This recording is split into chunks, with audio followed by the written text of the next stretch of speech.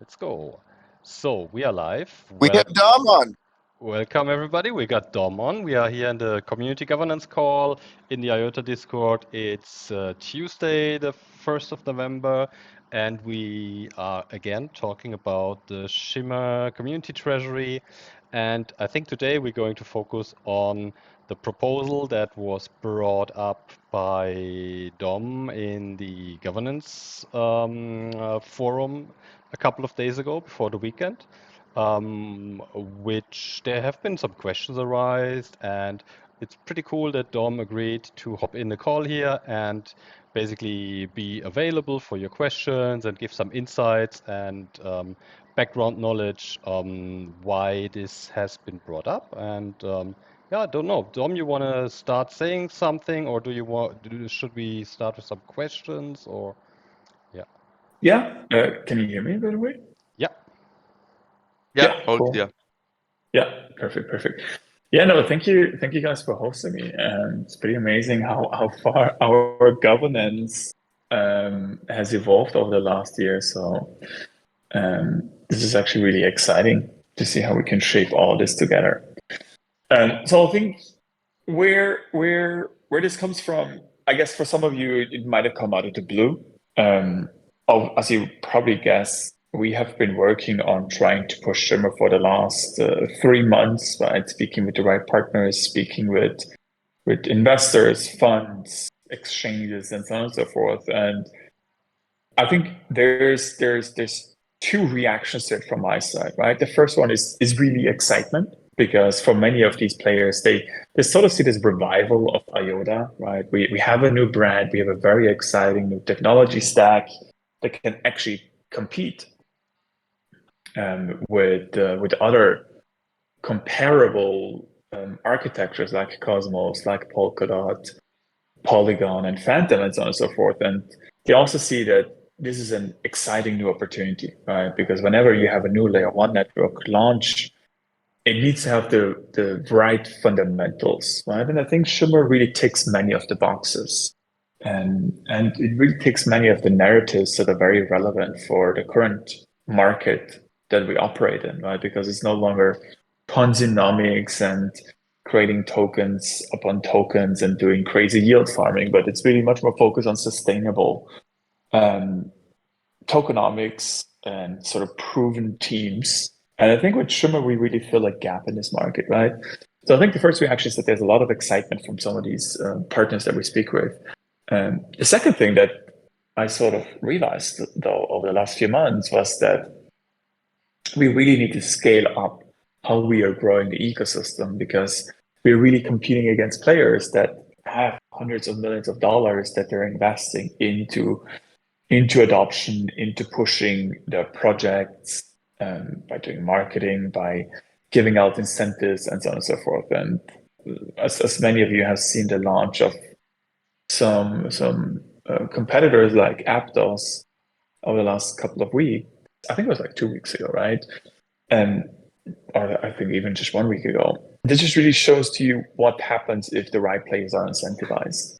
And what happened there is that Aptos got listed on all the primary exchanges, and it was really being pushed to the extreme by those groups. And with Shimmer, we're sort of like the antithesis to what they are doing, right? Because we don't want to sell out to VCs, but we really want this to be a grassroots community effort. But at the same time, I think the realization is also there that we cannot do this without making investments, right? And I think the main realization that I want to give all of you is that we cannot wait until things are ready, right? Until the DAO is fully set up, until Shimmer is fully settled and recognized in the world as one of the main layer one networks. But instead, we have to start making these investments, these capital allocations now, so that Shimmer is going to make it, right? So that Shimmer is actually going to be recognized as one of the main layer ones to build on, especially during this market. So instead of waiting, I wrote this proposal that we should start spending part of the ecosystem fund right now, right? And I think for me, it's important that all of you realize as well that we cannot let this opportunity go go away because we were too, I don't know, too stingy, too hoping for the right moment. And I really think the right moment is right now to push Shimmer forward, especially in anticipation of the Shimmer EVM, right, which will hopefully go into beta very soon, so that we can start experimenting with it, starting pushing that forward. And then with the actual launch of the Shimmer EVM and of the Shimmer ecosystem. And so that's the first thing, right? And the second thing is that we can use the existing structure of TEA, right, of the Tangle Ecosystem Association, so that we can actually start allocating this capital much, much sooner before we have set up a DAO with a DAO entity and all of that stuff. So I think the objective for us is to sort of empower the community to be part of the Tangle Ecosystem Association, because the main reason why we set up that entity in Switzerland is actually to be a community oriented organization, right? This entity in Switzerland is there to empower the community and the ecosystem by investing into the ecosystem, into growth, and by actually having a framework for the community to participate. So I think setting up this growth committee as part of the Tangle Ecosystem Association is also a great start for us to basically utilize this legal structure that we are setting up in Switzerland right now. And yeah, like the proposal itself doesn't mention how the funding should be allocated. I specifically wanted to leave that out because ultimately that will be up to the committee itself to decide how the funding should be allocated.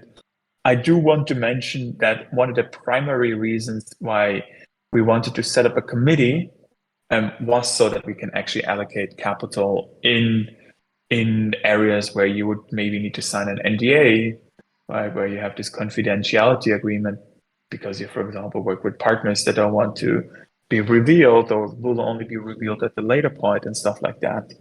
And so I think there's definitely a need for transparency within this committee, but I also want to make everybody understand that there will be allocations that will be done where they will only be revealed at the later point, right? And that's exactly why the structure under the Swiss association makes so much sense.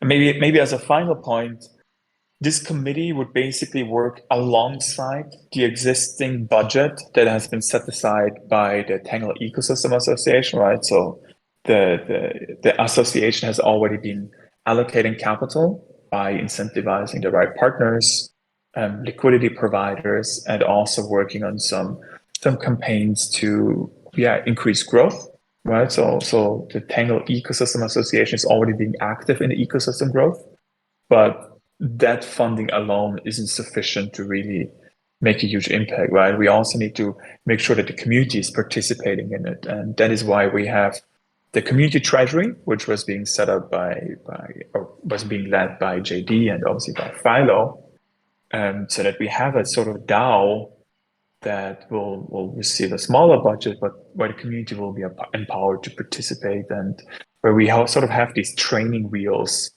to experiment with the DAO governance and the DAO structure itself, because there's a lot that can go right and there's also a lot that can go wrong, as we've seen in some other communities. And exactly because of that, the committee itself, this Shimmer Growth Committee, makes a lot of sense so that we can start to invest the majority of the ecosystem fund now, so that we actually achieve the ecosystem growth that all of us aspire for Shimmer. Right? The Shimmer launch itself was a huge success, but now it's the time to really double down and scale up our efforts, which is why this committee, alongside the DAO, alongside the Tangle Ecosystem Association, makes so much sense to lead this growth of Shimmer. And so I think that's sort of like a background on where I'm coming from with this proposal. Are there any questions, or are there more points that I should clarify? Hey Dom, thanks for speaking, and I do appreciate the proposal. And I have to say, I was a little surprised, and I think it's just the nature of the beast when some of this stuff gets done in the back end and prepared before, going live. But the more, once it gave it some time to process and to realize, and, I definitely agree that, we've talked a little bit about it, like the open source versus closed source, and, the community kind of decided to go on a open source for the Treasury community, the community Treasury. And I think that's good. I think it's good that at least one DAO is fully transparent, but you can't deny then that that becomes a weakness, that having NDAs, having closed sources really, a strength that some other DAO can pick up, that if they have the correct amount of capital allocation, as you said. And I have to say, I'm a low risk person, but at the same time, I understand that, I certainly, and I think any of the reviewers from the community, just unless they're coming from actual, token organizations that have those direct connections to sort of the stuff behind the scenes that, really you guys have seen in Iota that we haven't seen, you know, we need that experience, that knowledge. One question I have though is, and I was thinking about this last night as I was thinking this meeting was coming up, was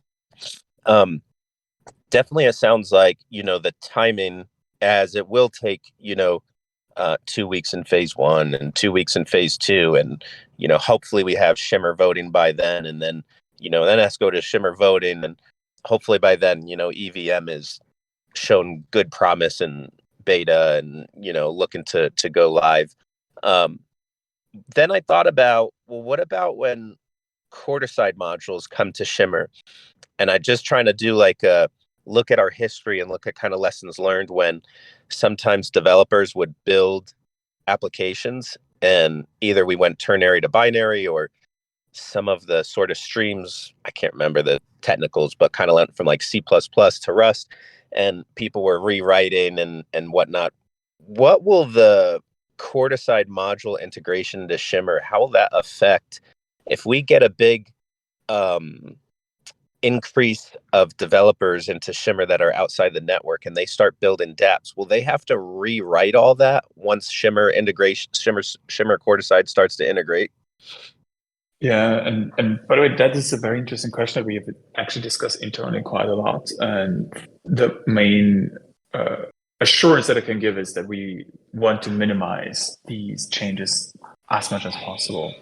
What is going to happen is that we're thinking about extending the execution layer, right? Right now we support the EVM. So every application built in the EVM will always be compatible, right, with the future. They don't need to change it. They don't need to change anything. But we are actually discussing to have an execution layer on layer 1 as well. And then supporting a different VM. So that's sort of like an extension, it's like a new feature on top. Right. And for that, you would then basically need to have new dApps being built on the layer 1. So for that, you would actually need to have more builders in that regard. Yeah. So what you're saying is like, if they build before the quarter side modules, they'll then essentially have an option to keep that as is, or recode it and maybe experience all the quarter side modules if they recode it and integrate it in. Yeah, basically most like the existing dApps will still work, right? Because we have the Shimmer EVM on the layer 2. Now there will be there's a discussion to have a new execution layer as well to basically make the layer 1 even more powerful. And for that, you would need to build new dApps altogether on the layer 1, right? So I mean, the ones that sorry, just real quick. The ones that we are launching right now on top of Shimmer, they don't need to be rebuilt or changed for quarter side at all. Okay. And I mean, I trust you guys. If you, consider that, and if you think the timing lines up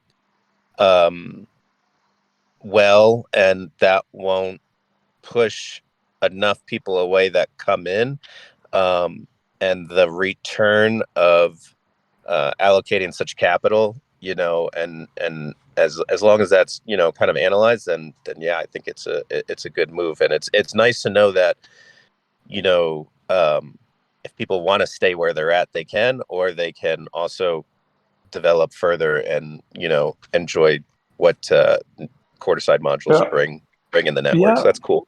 Yeah, and I mean, like in general, right? I think all of us are oftentimes driven by results, right? We have the end goal in our mind, right? The sort of like the destination where we want to be.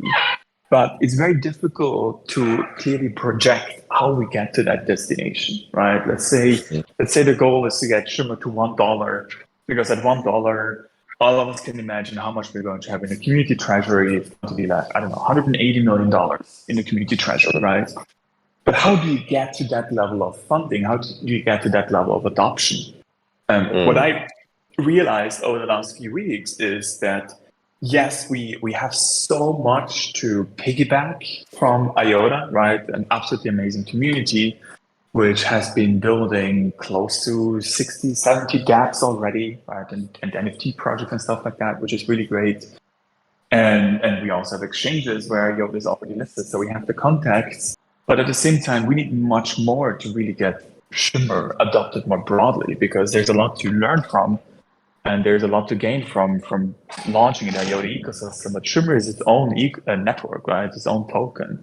That also means we need to define a new budget for Shimmer so that we can actually achieve that ultimate end goal of getting to whatever market cap, whatever price for Shimmer itself, so that we can invest even more, right? So my realization was simply like, I think at the moment we should really set aside at least half of what we have in the ecosystem fund, and that also includes the half of the Tangle Ecosystem Association budget, so that we can actually make these, so that we can actually get to a level where we are confident in making it to that destination where we want to be, right?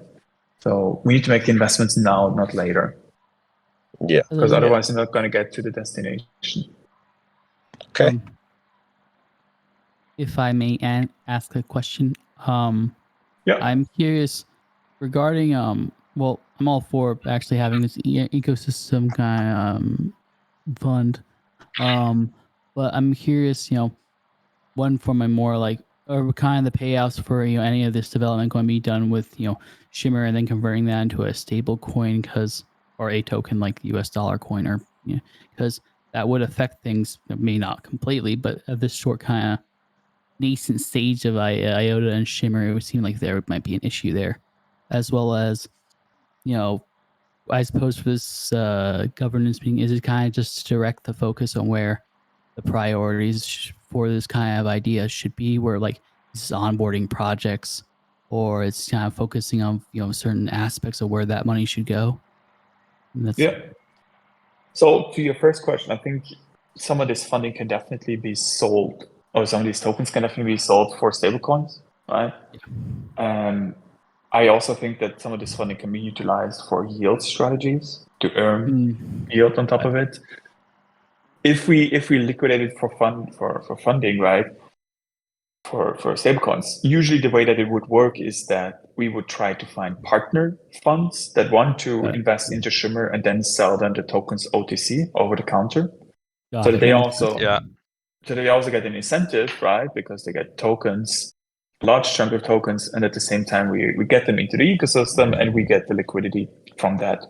So I think that will definitely be combined. Yeah, and the second question was about priorities, right? Yeah, just where is, because even this thing can be done, a variety of ways, and can honestly be used to however develop Iota and Shimmer. I'm mostly curious, what's the most effective use case in your mind for that right now, given what you know internally? Well, you can't share, but yes, you have more insight than we do.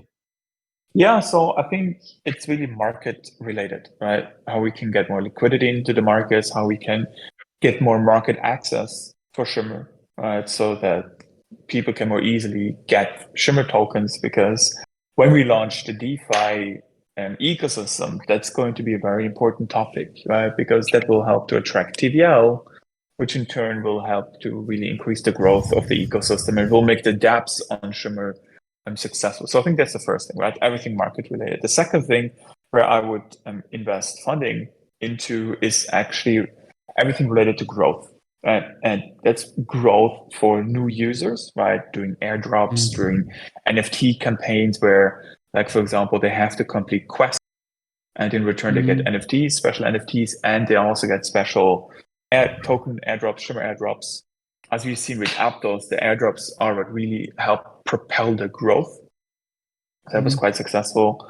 So I would do growth activities to acquire users, and I would also do growth activities to acquire builders, right? Because builders may want to get a small grant, right? Let's say $50,000 or something like that, to launch on top of Shimmer, and they may want to get some other promotional help and stuff like that.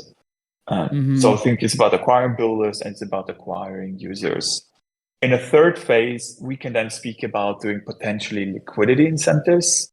I think when it comes to the liquidity incentives, there needs to be a much more broader discussion how they should look like, because I think that's where a major point of disagreement lies. So I wouldn't say that this funding should be used for liquidity incentives. I think liquidity incentives is something that we can then discuss at a later stage.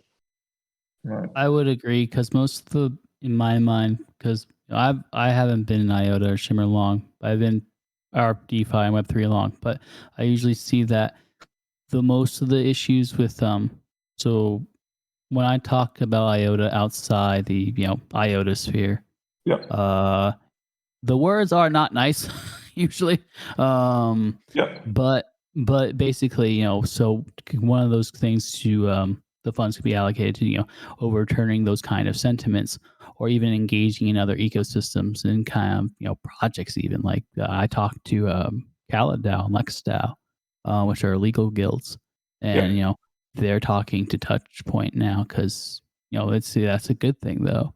They have but more of my point. So those endeavors, like I guess a similar thing would be like Aurora Hunters, which is how they onboard projects and talk to other projects for Aurora and other ecosystems. But something like that would also be quite potentially useful for this, or just education materials that provided they're effective, but that's hard to gauge, I suppose.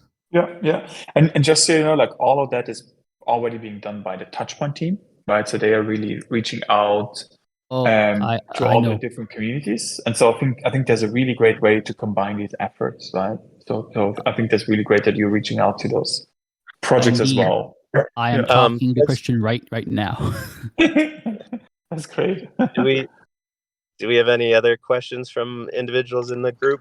I got a question. What's up, JD? Hey, Dom. Hey, can you guys hear me?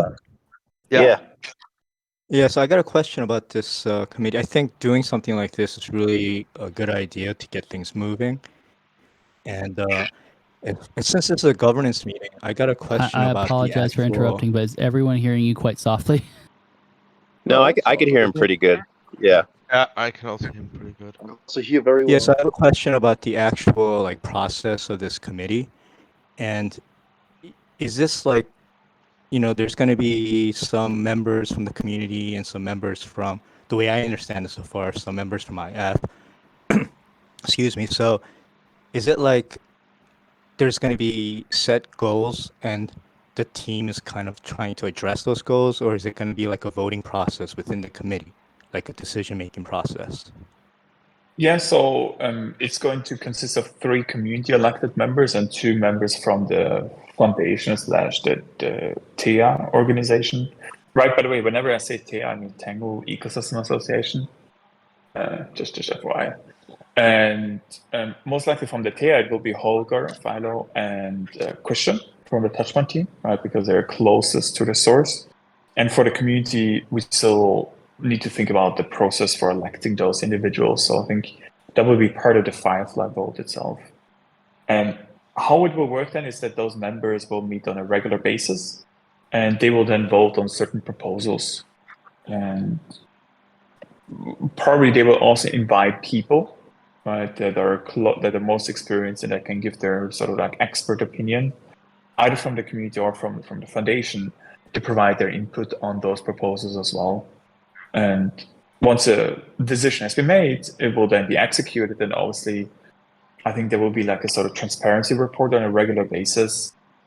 so that the community is then informed how the like which decisions were made and what kind of allocations were made as well. I haven't spent enough time myself to think about the process. I think I would also leave that to the committee to let them think through how they want to structure themselves. But I think that's sort of like a rough framework, I would say. I mean, So I mean, like, if there's consensus involved, that sounds kind of cool, actually. Yeah. So they really have to And- come to a conclusion themselves. Yeah. what And I could, I propose. Go ahead. I know, I just wanted to add maybe what I could imagine basically this is that basically, I mean, I know a little bit our internal processes. Basically, there would be proposals. A lot of those proposals would kind of prepared from teams inside the Iota Foundation, I would suggest, or also they would come from directly from partners that are in contact with Dom probably and that basically come from outside and want to enter our ecosystem. And basically those proposals about, okay, there needs to be some funding allocation and we will deliver this and that and we will move with our app and stuff like this in. This stuff, similar like it was discussed for handling in the Treasury Committee, would then be discussed in this internal group, and things that cannot be told or cannot directly be told will just kind of be left out in the reporting to the outside, and anything else that basically can be decided and can be told will be, of course, also then disclosed outside. But there will be from the I would think basically we're anyway going to have this vote on the Shimmer Community Treasury on the members of these. I basically would propose that we just take this vote, that the community basically selects their let's say representatives that anyway want to sit or should sit in the Treasury Committee and take care of the community funds. And basically, I would propose that the top three of this will then be the members to sit also in the growth committee together with the TEA. So basically, the lead and the top two voted grant reviewers kind of automatically come also in the committee with the TEA. Yeah, so File, I was going to ask you about that. Like, Yeah. that address it, 'cause, like, one of the questions I had was if you envision some crossover between the Shimmer Treasury Committee. And another thing that I was wondering about was what kind of workload do you guys see for this, for the community members who get elected? Yes, crossover definitely, because it just makes sense. I mean, I was always kind of, I talked a lot about this, kind of worried about that we have these two organizations that kind of are, let's say, split off, and you always kind of anyway would need to align because you will need to know what projects have been requesting funding from which organization, have you declined them. So basically, it automatically will make it much easier if people from the community treasury committee also sit in this growth committee, because then you have this connection. Yeah, so basically those people know what is happening in the growth committee and also what is happening in the community treasury committee, so you will have a much easier process of really moving forward and handling those applications, because it might even happen that people or that projects apply for both. Yeah, and you will need to know this. And from the workload, I have no idea. I think in the beginning, like kind of now would be quite a lot. But then actually, because the community treasury itself will not yet be ready. So basically, maybe in the beginning, there will be a kind of workload that is focused on the growth committee, because I can believe that there will be a couple of proposals that are basically in the line, let's say, to be decided, and then I don't see over the longer term, over a couple of months, I don't see a lot of workload coming from that. Yeah, because I think the most important decisions has to be taken now. The most important decisions of allocating funding has to be taken now, and so I think currently there will be quite some task, but in 3-4 months or something, this is not as pressuring anymore, because then most of the decisions have been taken and the capital has been allocated, and then the Treasury Committee members will mainly work on the Treasury Committee, and maybe we have like a weekly a meeting of an hour or 2 hours or every 2 weeks, something like this, to discuss and align on things. Yeah. And I have to say, I think it really, the concept of that works really well integrating. I had put a response on Discourse about at least the program lead, but I think it would be better to the top three, because essentially, like you said, Philo, the community is saying these are the top three that we support to be delegates of our community voice. So it would make sense, but not just the fact that between those two DAOs, but you'd also have Christian from Touchpoint in there. And then, of course, you are in communication with Mark at TIA, which I know TIA has the combined funds, but they also are still, correct me if I'm wrong, going to have sort of the eco funds themselves. So there's the community funds, I forget what we call it, but this new fund, and then the EDF fund, and then the Touchpoint fund. I mean, we've got all these, and if we have those open communication channels against all four of them, then okay, the community can focus on these open source maybe applications, and then the one fund's focusing on sort of liquidity markets, and then the next one's focusing on closed source applications, and the other one's taking theirs, and we're not necessarily overlapping. And then as we're talking about it now, and I am intrigued, and I like the aspect of, I'm not a fan of going 0 to 100 for companies or individuals, a slow process to get there.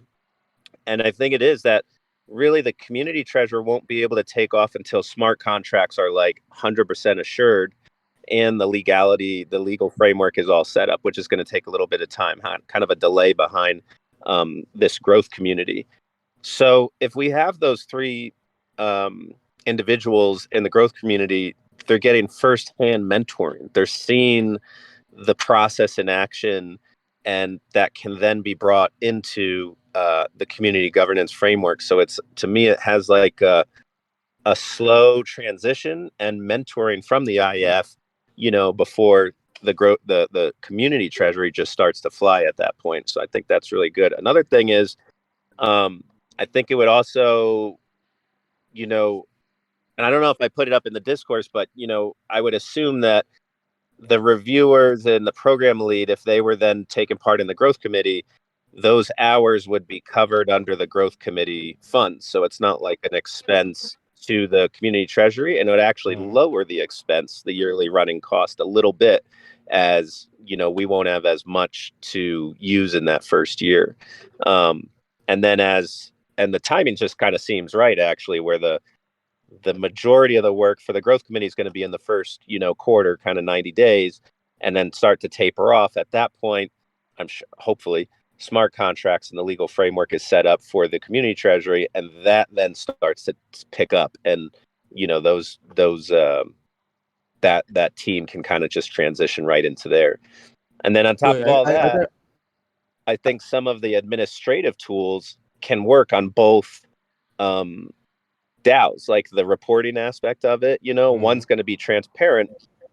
The stuff, that same process can probably work on the reporting side for the growth committee, though it wouldn't be as transparent, like maybe not names of individual investors or organizations or applications or whatever, but it would just be, this funding went to ecosystem growth, for this project ID number or something. But that way it's not necessarily doubling up expenses for administration processes, potentially. I'd have to look into it, but yeah, I think it's a great idea to have some overlap so that we're reducing costs, staying efficient, and also getting mentored by the IF. Really, was the Treasury, the Shimmer Treasury Committee? We were waiting for EVM to start that off. So is this basically? Are you guys looking at a timeline where this is happening before that? Like, is this like a fast track right now? Yeah, the growth. I mean, the growth thing would be basically could start as soon as we have a Firefly vote. Yeah.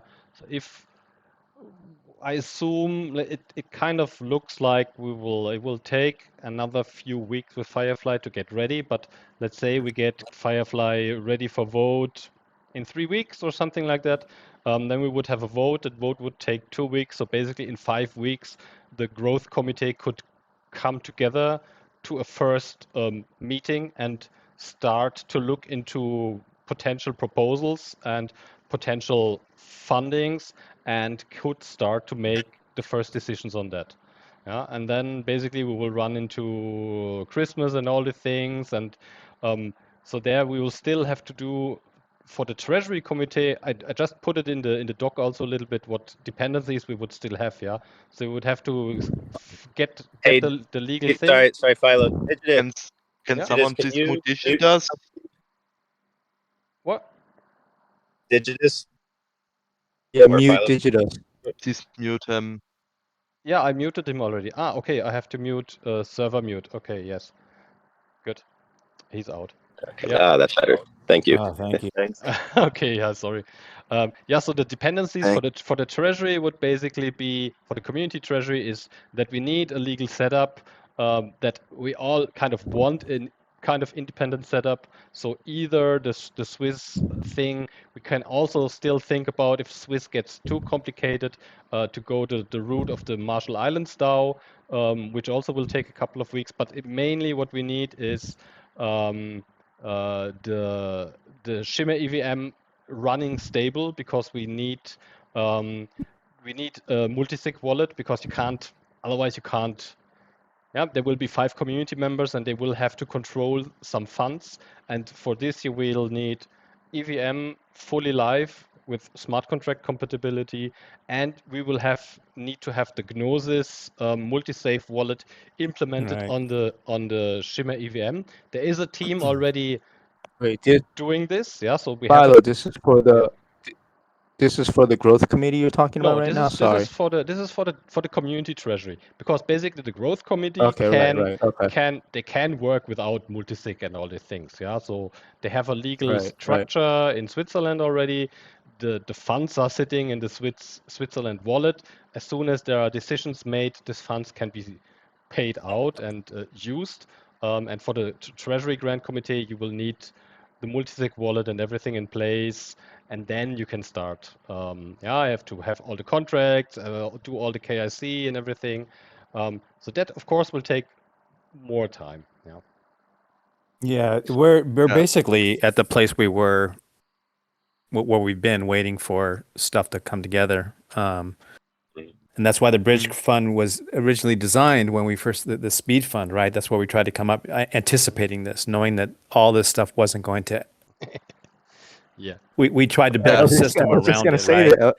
So Greg, this I is was just gonna exactly say what the we same thing. designed. Dom is just basically using to come to the same conclusion that we did. It makes sense to me. I have a question for Dom. Dom, if you're around, do you have existing deals on the shelf? People you have already discussed with people that want to come on board, where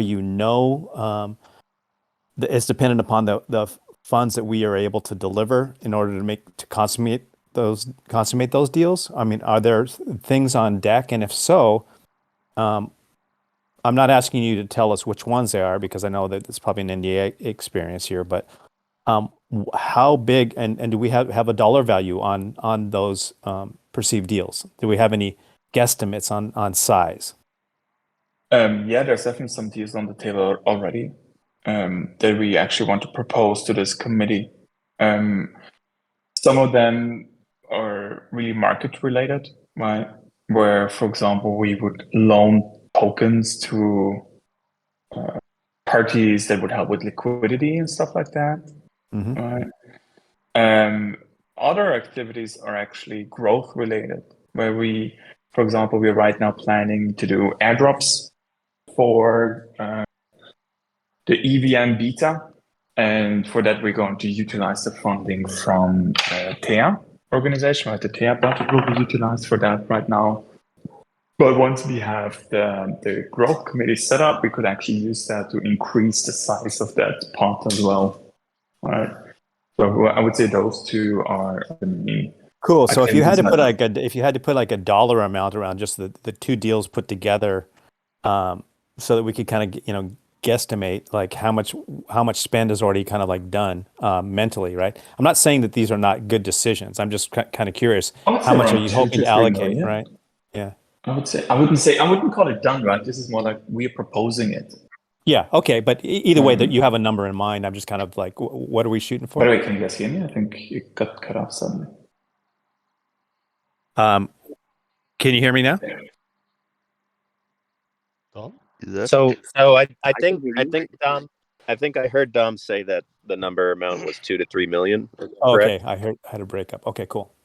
Yeah. Yeah. 2 to 3 million from the about 7 million from these 50% would go to for the airdrop, right?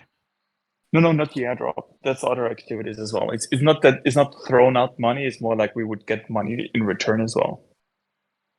So that actually was, I was going to try to shoot a few questions that I think I saw from discourse in the community, and that was one. And Well, I think one was like, how if and how would this grant funding potentially return funds back? Not in how, but let's just say, will funds potentially come back, and then will any of those funds go actually back to the community treasury? Yeah. I think many of these, like I would say, only a small part of these funds will not be returned, right? Where we're not getting something in return. Either we would sell tokens to strategic partners, or we would invest them into the relationship. And if we invest them into the relationship, then we would obviously not get them in return, but it's more like an incentive for them, right, to support us. The only other area where I would say we would not get them back is obviously for airdrops or for liquidity incentives and stuff like that. But I would try to minimize those as much as possible, and only do it if we really think it makes sense. so I have a Cool. question. When are we gonna be able to get like a multi-sig within the wallet? That way, when we're talking about, let's say, as a committee or something like that, we can create these multi-sig votes to ensure, to make sure that we don't have single points of failure. Multisig will be possible with the EVM, right? I think there's already somebody working on a Gnosis like fork. Yeah. We are also discussing to do an upgrade, or I wouldn't say an upgrade, but to introduce a new output type on the layer 1. So we could also have a multi-sigs on layer 1, but I think that's further away. It's not really a huge priority at the moment, but it will be possible when the EVM have launched. You will be able to do some multi-sigs. Yeah, I actually think that having this on layer 1 is kind of the better solution, because then you like have more the entire validator set and not just a separated set on layer 2 where the network potentially might be more attackable. Yeah. So I actually have wondered why you wouldn't implement this on layer 1, because other coins, for example on Bitcoin, this is possible to do on layer 1. So I have wondered why not on Iota as well. There just needs to be a team to do that. It's as always, yeah. The foundation can't do everything. I mean, actually, like you're right. I mean, it's there with Bitcoin. You could basically do the Bitcoin multi-signature wallets kind of directly on Iota, also with the UTXO. But yeah, somebody has to do it. Yeah, and so Gnosis on the EVM chain is of course also very important, because all the apps and all the teams and all the DAOs that will come and deploy on EVM, of course, they need the multisig. Yeah, so that's definitely a thing. But if a team wants to build a multisig on layer 1, actually, it's kind of the documentation, everything is there. It's just nobody has the time to do it. Yeah, so That sounds like a good community treasury grant right there, because it'd be yes. open source and transparent. Yeah, I think I'll have to write a tip for that. we have actually Wolfgang Welz has. We have actually, if you really want, we have pretty detailed tech documents how to do that. Yeah. Yeah, it would have to dive into the code a bit.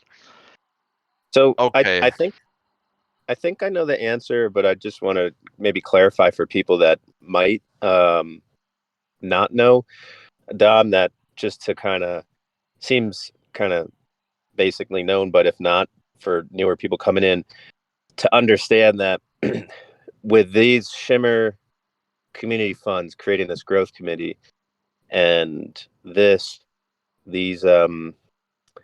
objectives to grow the ecosystem, really these are things that Iota could not do with the Iota funds due to the German regulations. Is that correct?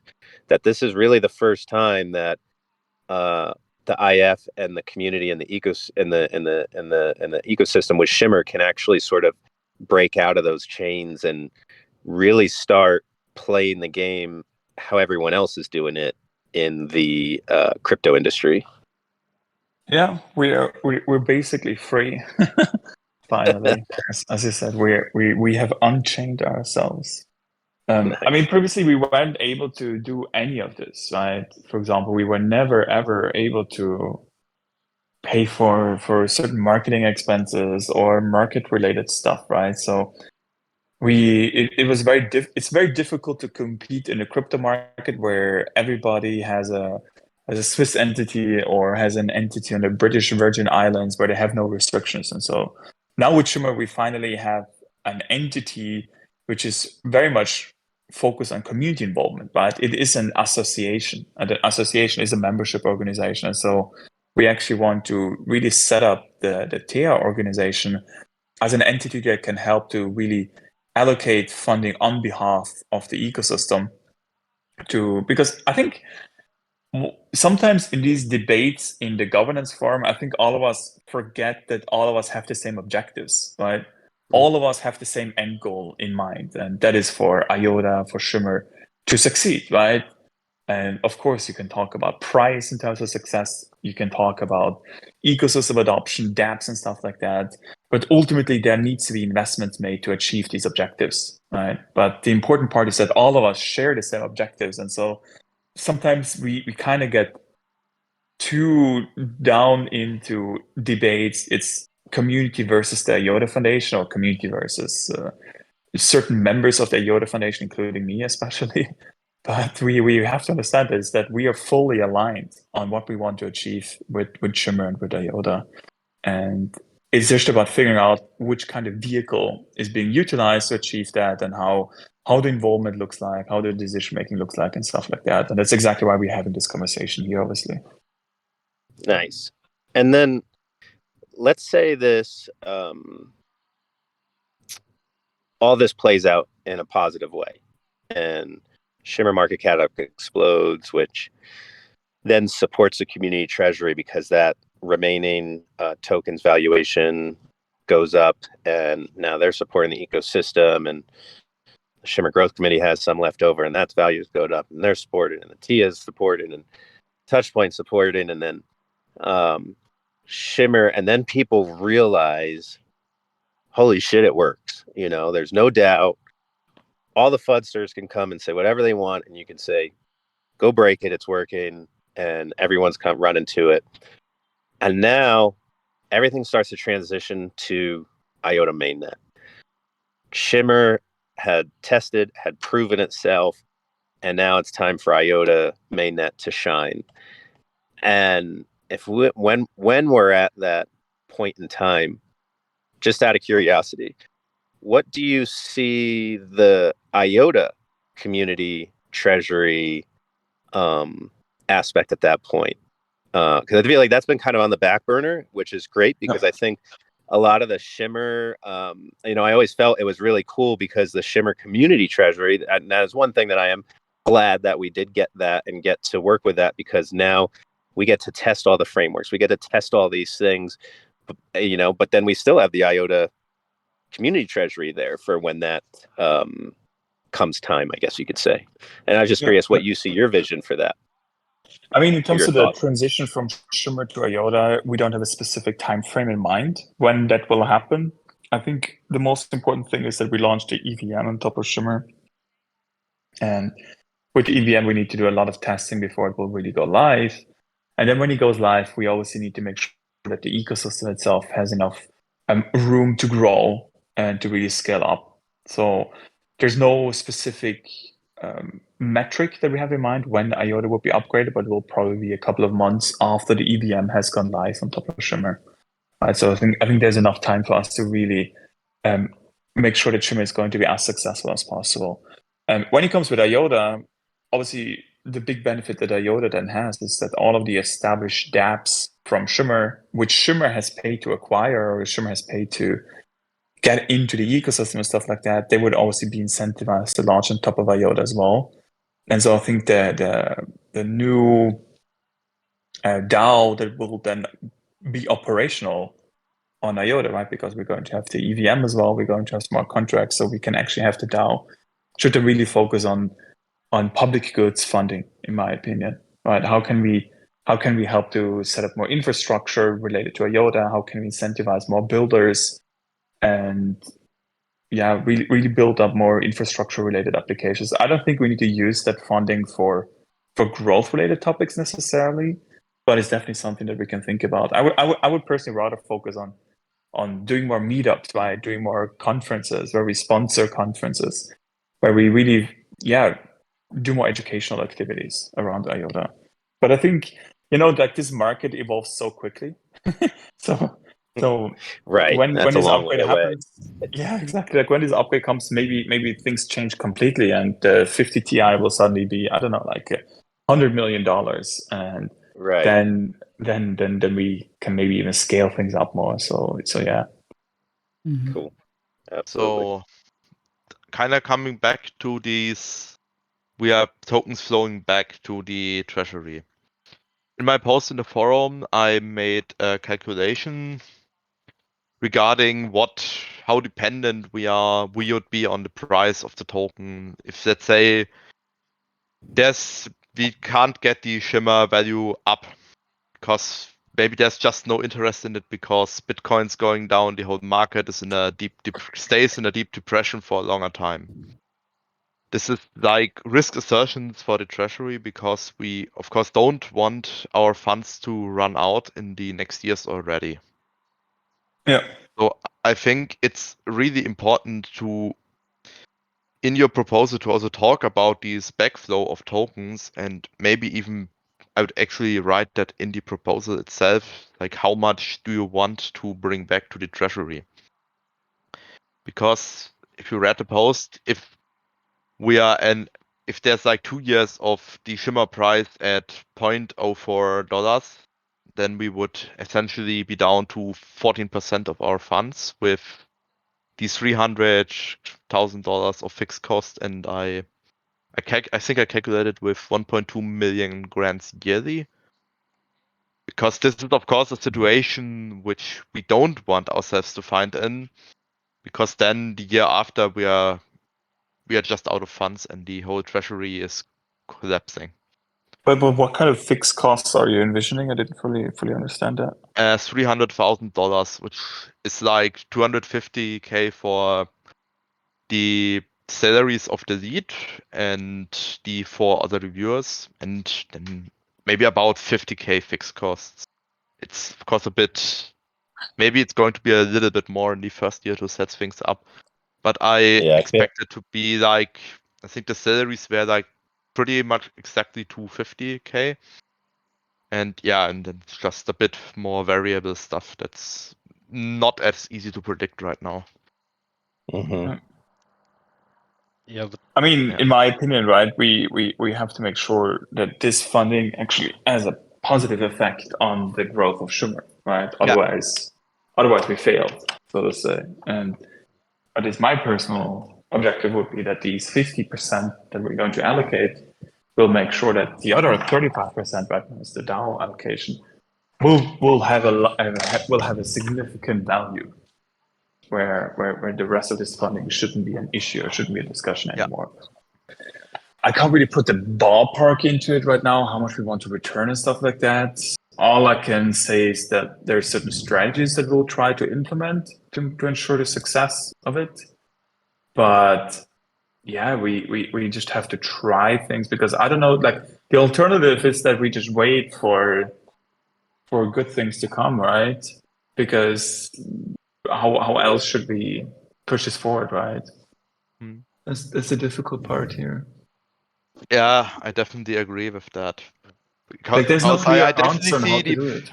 I definitely do see the problem you are trying to address with that, and that is the Shimmer Treasury, like, first of all, we cannot do this NDA stuff, and also things like airdrops and other projects where there's not really a team behind it that's pushing that, because like the network is the entity that benefits from this funding, because this is Yeah. currently not implemented in our Yeah, proposal for the grant committee. and we also wouldn't be, Oh, we also wouldn't have the skills to do it, you know. That's like, it's really a different thing if you have a team that actively executes a process, and basically there's a large team in the Iota Foundation that would be able to really take care of those things, or you have kind of 5 community members and basically 1 full-time and a couple of people that do a couple of hours per week.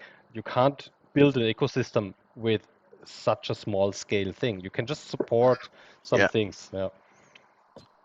And I mean, the Iota Foundation is there for this. I mean, we all, like Dom said, we all have the same thing in mind. And sometimes you really have to see that there are people available that do this full time. They have many years of experience in working in crypto and Web3.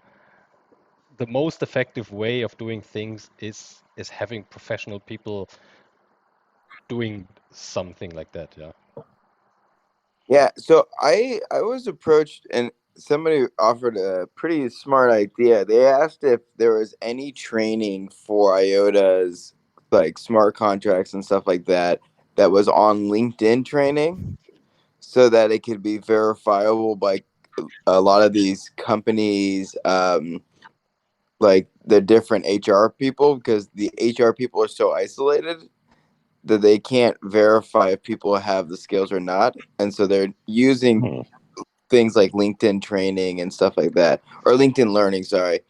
And I was wondering if there is any idea of trying to put together some training modules like over that platform. I think, Rob, there was this IOTA developer course done by Arne.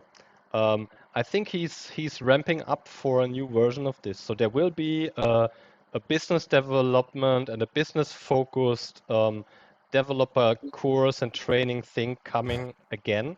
But I haven't heard, but I just saw a post from him that he's planning to relaunch this whole thing. So this certified IOTA developer thing. So this might be something interesting for you, in this regard. Yeah. By the way, I have to jump on another call right now, but how should we proceed from here? Dom, could I ask you one more question? Yeah, sure. I'm gonna put you on the spot a little bit. Might be overstepping a bit, but can we say, okay, this will go 2 ways, right? It's gonna go great, which I think it will personally, and it's a big amount, and nothing's ever set in stone. It could go the other way. So if it goes great, could we say then no holds bar when we get the Iota Treasury down the line? If this just happens to go the other way, in a negative way, could we say the Iota Treasury can be focused more on long-term, shorter funding than big risks?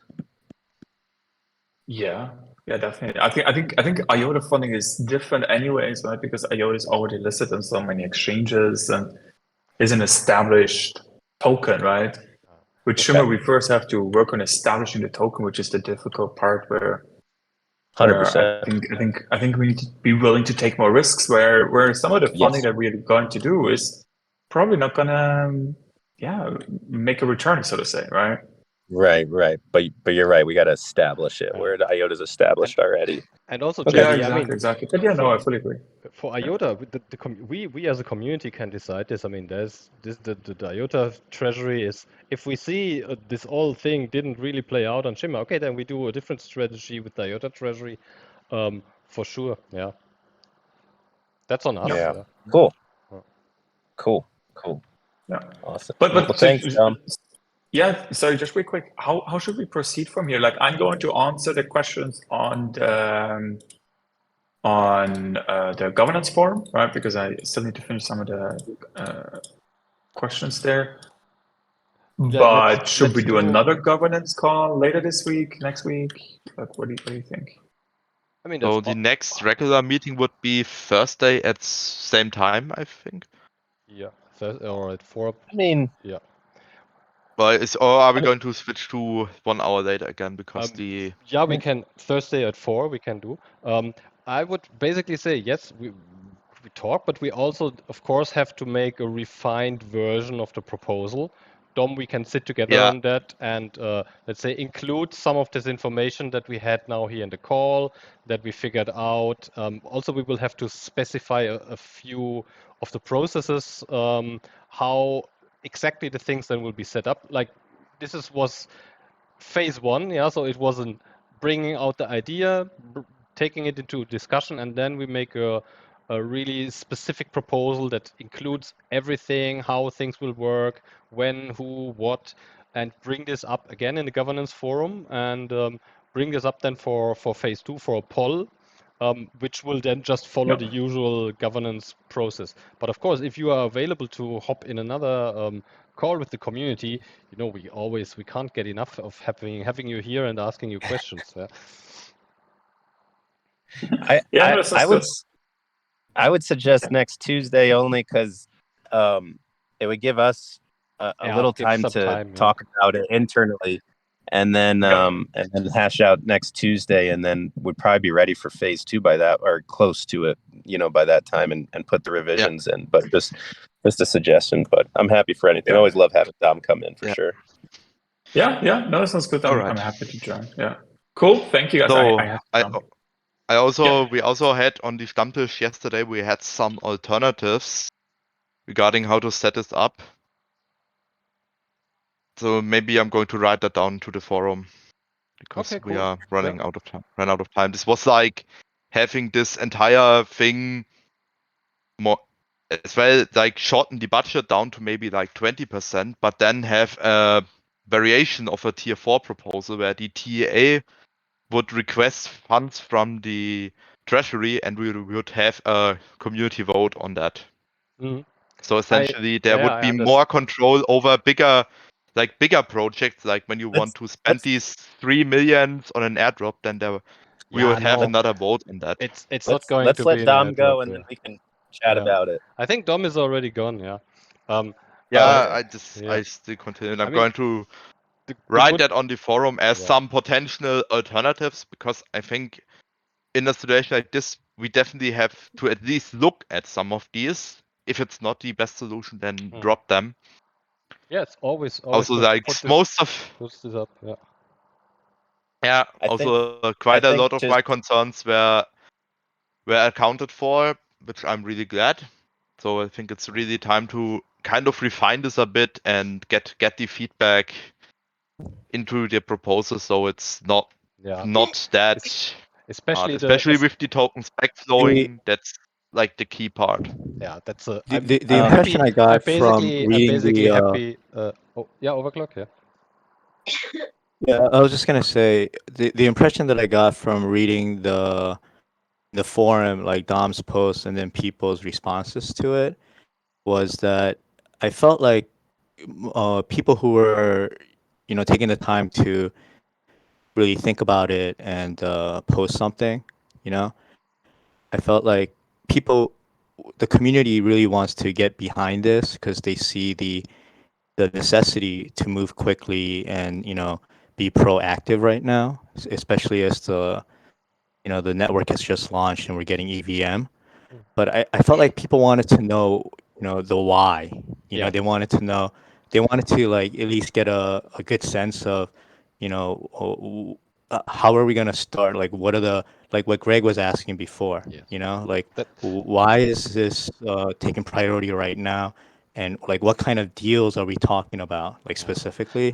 And I think the community if there was like one or two things that people could latch onto, like their imagination, then I think That's the the most community difficult. would be much stronger. Yeah, that's the most difficult part of this whole thing. I mean, Dom approached me also with this, and I know basically everything that is planned and that is piling up, but I mean, that's just how the way the business goes. You can't tell such things because partners don't want things to be told, yeah, and either you say no, thank you. We do everything as a DAO, and so everything needs to be open for everybody. Everybody needs to read every paper, and everybody needs to know every number. And then they will say, okay, no, thank you. We just go to another chain. Or you say, okay, maybe yeah, we can do that, and this will help us all. And not everybody needs to know everything. That's, I think, still a reasonable approach because basically, yeah, that's how the business is done. Yeah. But Yeah, I think that's One definitely thing. where I see TA as a general, because that's why I think it was totally okay to make A, the Treasury, and B, the Tangle Ecosystem Association. Yeah. I had these things in mind when I voted for the Yeah. proposal. And I think now that Dom clarified that there will be also this backflow. I'm happy that he said it, and I knew that there will be this thing, and I wasn't sure if he's okay to say that basically there will be some tokens will not just be spent, there will also tokens be handed out as loans that will come back either as tokens or as let's say US dollar value to a later point into the treasury.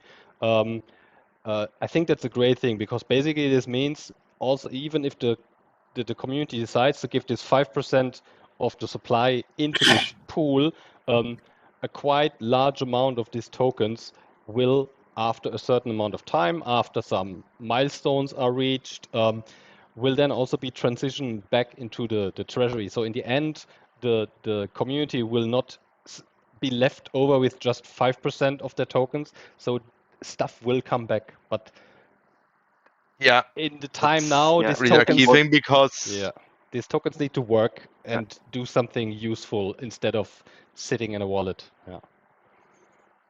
yeah, Yeah, and they what was really certainly see very what Dom was predictable. going for, because like if you generally come and want a budget, I mean, take seriously, if you have budget X, then you're going to be spending most of it, because that's just the way it goes.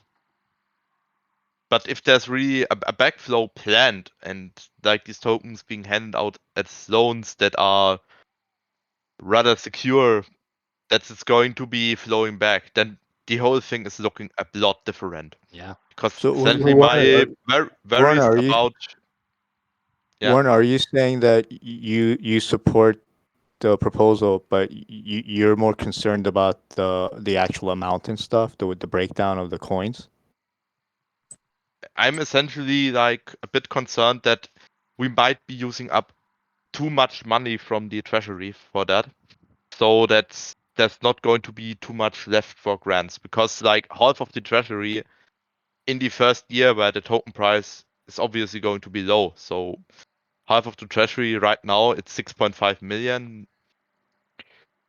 Yeah, If but you the should. price, if we would like spend it over a longer time, those tokens might be worth more, definitely. Yeah, So I'm but you should also really not. happy that Dom wants to pay some of this back so that it's more like a loan, because this just gives us a bigger financial reserve, which also should secure the treasury running for many, many Yeah, years. but loans are interesting, right? I mean, you don't know that they're going to be. You're loaning it to somebody. You have no idea if that's going So to Yeah. be successful. this also brings up another thing that I think we should. It's getting late, but maybe we should do this Thursday. But like maybe Thursday we have a discussion of, okay, so let's just say this goes through. It certainly looks like it's going to go through looking at the discourse votes. So let's just say it goes through, and let's just say, for example, it doesn't necessarily change from the 50%. Do we still want to use 15% of the 180 million, or do we want to use 15% of the remaining 90? And it's just interesting to see the polls. There, one on discourse that says use 15% of the 180. I put one up on Twitter with a little bit more votes, and it was weighted one side, and now kind of shifting a little bit to use 15% of the 90 million. So I think it's just something to think about in that sense of, again, we're taking a big chunk out. So now we've had a remaining amount. So since we have, 90 million left, if we take the 15% on the 180, I think that leaves us with like 60 million something. If we were to do 15% of 90 million, I think it was 75 million left over. So hopefully the 50% plays out. Maybe we need the 15% of the 180 million. I don't know, like maybe that extra funding for the application open source side will be great. But maybe just something for us to think about how that might affect the longevity. Yeah, maybe we tap into it on just to a floating. Maybe it's always based upon 15% of whatever it is, right? Or we do that. We take a measurement every month or every quarter. I mean, market realities, right? Like we're in this crypto space. I mean, look at Iota dropped from 75 cents to 23 cents in a couple, 30 cents in a week or less, right? And so it happens, right? So it will enormously affect the operating parameters for everything, right? So definitely, because I just quickly hacked it into the calculator. If we would be spending 15% from the 90 million, this would be just short of $1 million right now. Minus 350 operating costs would leave us behind with 600K to grant it the first year. Yeah, And it's a conundrum. Yeah. I have one other idea I just want to share with you guys before we bolt. I think it might be a good idea. I mean, or I'll put it on the table that perhaps it would be, since deals can be done via NDA, right? So it's a black box to the rest of the community, right? Yeah. Should we make a kind of a stipulation that if the funds are going to be used to help the Iota Foundation itself as a loan or something of that nature, that needs to be declared? Yeah, and not under NDA? Yeah, I would What support. do you mean? Do you mean You mean in the growth committee? Yeah, So you're saying I mean, I'm just looking at all contingencies, right? And like, okay, well, we've got these deals, but if the Iota Foundation says, "Hey, we need this just to help the foundation to," okay, I get it, but we need to know that as a community. Yeah, no, Greg, and that can't be hidden as far NDA. as I know, none of this loan or things is anyway going to the foundation. It's really just going to. Oh, I'm not saying it is now. I'm just saying in the future, right? I thought if it might. Yeah. Okay. Then that's all I'm saying. That's of course something we should write into. Yes, into that's what I was thinking. Whatever Just chapter right? of the growth committee would be established then. Yes. Yeah. And I'm not trying to say that would be a wrong use of the funds. I'm just saying that we should know. Of course. Yeah. No, I think that's having it written. I have a question for delegates having that written in allows the delegates to then essentially publicize that. So I think it's great to have that written in the framework. Yeah. Well, I have a question for Warner. Basically, put this in my mind, this thought, and it's a question for Philo. Basically, if a lot of these ventures that the committee are going to be acting on might be NDA with third parties, right? So the community is basically voting on faith that this is the right thing to do because the IF knows about these deals that might be super beneficial to the community for the network, but specifics can't be divulged because of they don't want it to be the third parties, right? So do you think that Warner's concerns that that this will diminish the possibility of growing the ecosystem later through grants, that this is still that's the risk that should be taken, and these deals are paramount to the success of the network and more important than those grants that could be that basically that won't happen because of this. In my opinion, I've seen the measures that are planned. It's kind of we don't throw tokens out of the window without knowing that there will be a certain effect. Yeah, there are things that it just work. I mean, airdrops is not some, but there are other things that are done in that have been done in all kind of other networks, and in all these other networks they have worked. So it would be very, very, very, very strange if it wouldn't work just for our specific case in Shimmer. Yeah, even we are in a bear market, it can be a longer. Other projects have done similar things in the bear market, and it has helped. Yeah, staying on this valuation that we are now is very, very unrealistic to think whatever comes. Yeah, with EVM we will see already the first push. We will see builders. We will see activity. So it's kind of. I don't see really a risk of us sitting here in a year with the same valuation and market cap that we are sitting now if we do this. I mean, if we do nothing, then it might be, it might also not be. Crypto is crazy, you never know. But the chances that these measures are actually effective are, in my opinion, pretty high. I've seen those stuff happening in other ecosystems, and they just work. Yeah, so.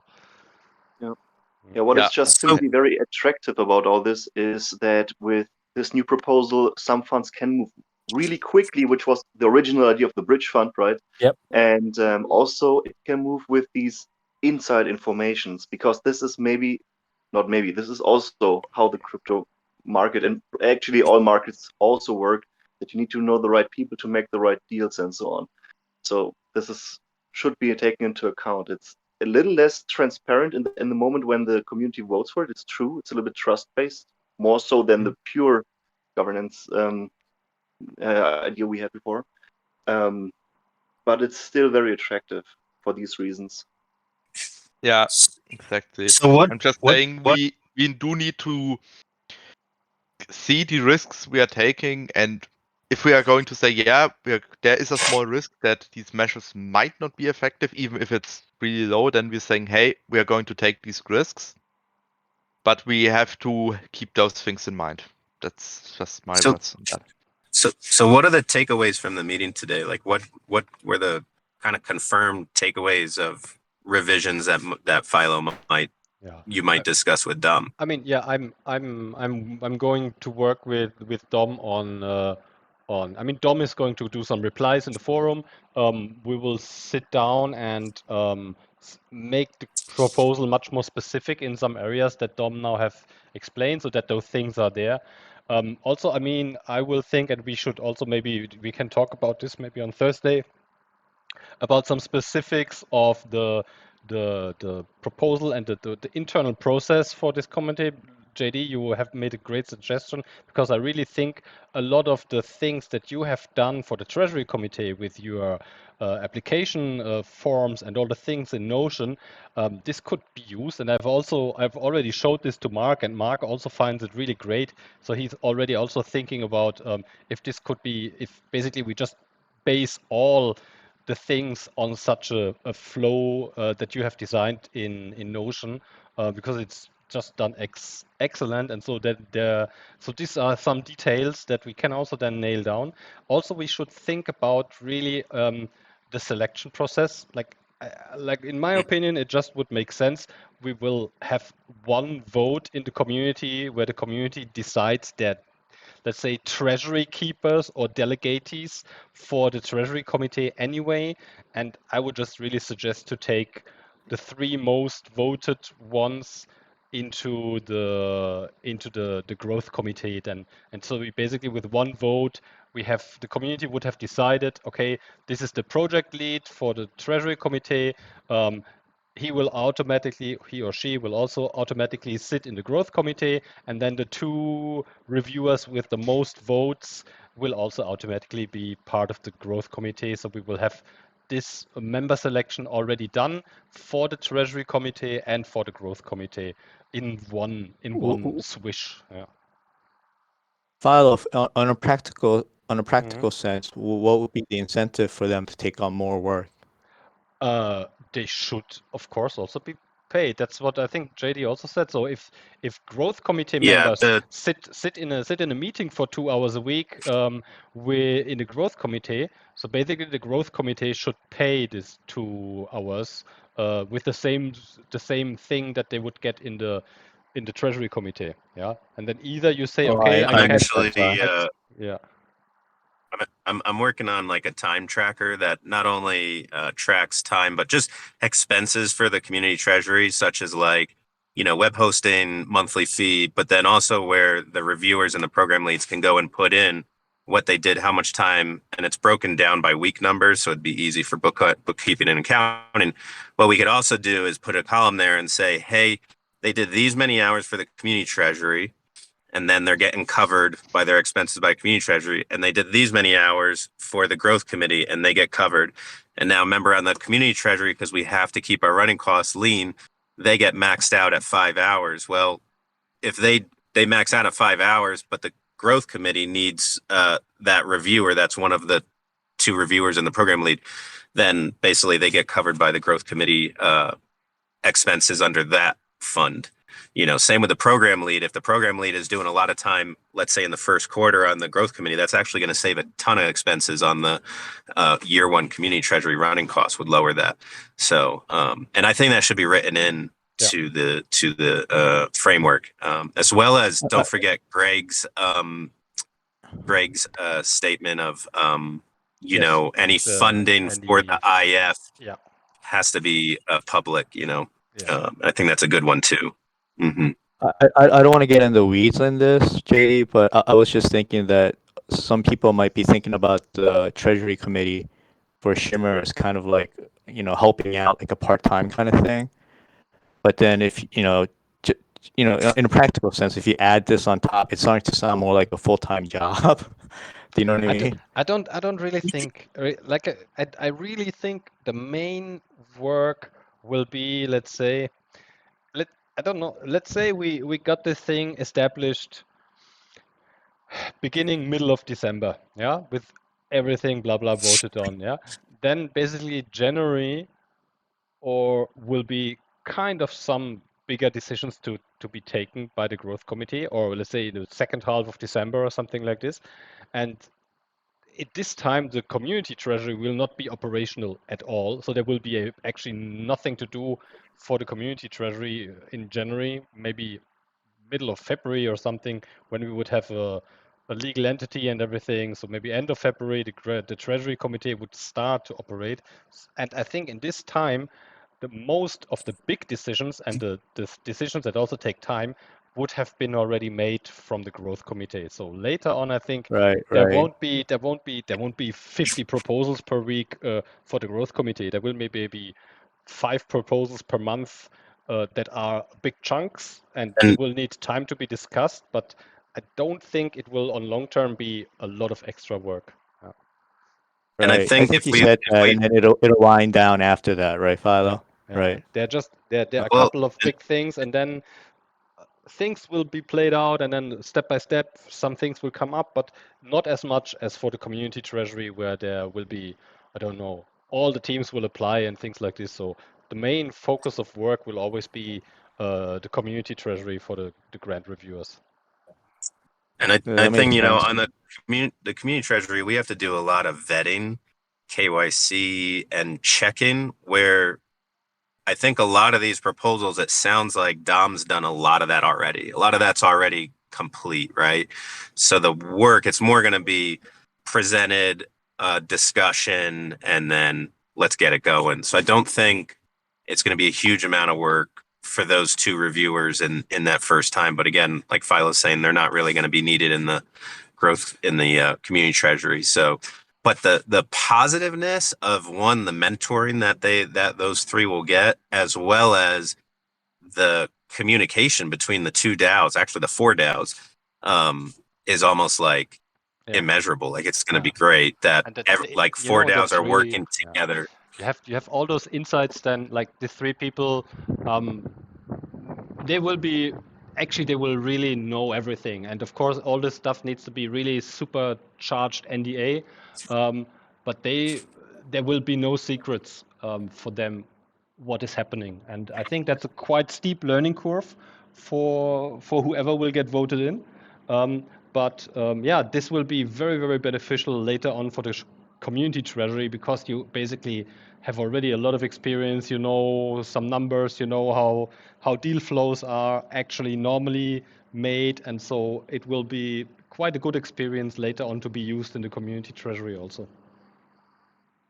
You know, what would be very interesting would be, as we go through this experience, that we actually try to think about building this or systemizing this in such a way that we can market it outside once we become really good at it, and make this a service organization that could be outsourced to other DAOs.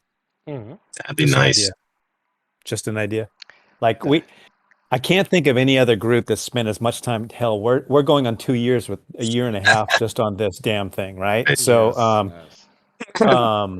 right. So I always tell you, look in any other community DAO, in any other organization, no one is doing close as much as work as we put in. And so I look at close this as a much possible details. profit center. This is a possible profit center. I mean, you take what you've done, what JD has put together, and with all the experts from Mark and I mean, and Philo and everyone involved.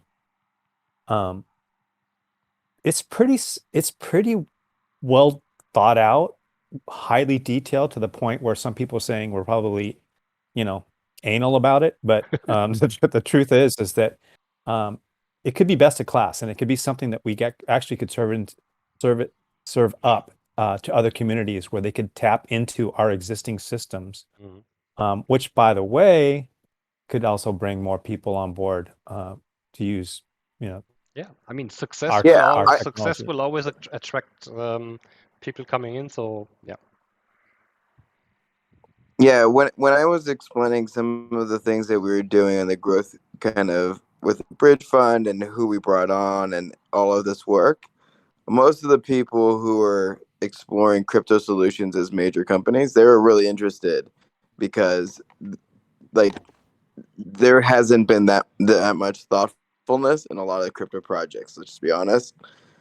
The truth is, even in the groups that have thought that they had done a lot of due diligence, as we've learned ourselves, there's a hell lot more out there, right? There's so much more to know, so much of regulatory environments, so many gotchas around every corner.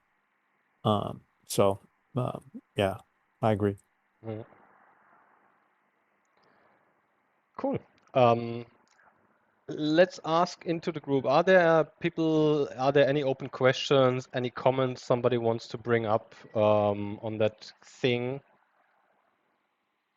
I'm going to maybe post. Yeah, go ahead. I was late. I apologize. But maybe Dom has mentioned why it has to be half of the treasury given over to a TA. Has he pointed out what might be the big projects he want to finance with that amount of Shimmer tokens? What we got from him was essentially size of deals. It looks like there's 2 or 3 deals that look like it's between $2.5 to $3 million all in. Respecting that the deals are under NDA, he couldn't disclose those to us. And as far as saying why is it such a large percentage of everything, I don't think we talked about that. I think it just is what it is, right? There are deals that are present that as a collective, Dom and team and the people in the IF have seen stuff happen elsewhere in other leveraging the same type of mechanism and liaison or whatever it is, marketing deal that's put together here to get a return and to boost to boost Shimmer Iota together, right? And also TEA will use half of its funds to put this into growth over the next couple of months in the first year. So it's really not just the community, but it's just not enough what TEA has for the let's say the the partners that are ramping up on the sidelines and basically approaching us. They want to move in, but they're not going to move in for free. And so there needs to be some bigger things happening now where, yeah, the community and TEA needs to share those burden. And it's quite a large amount You of know,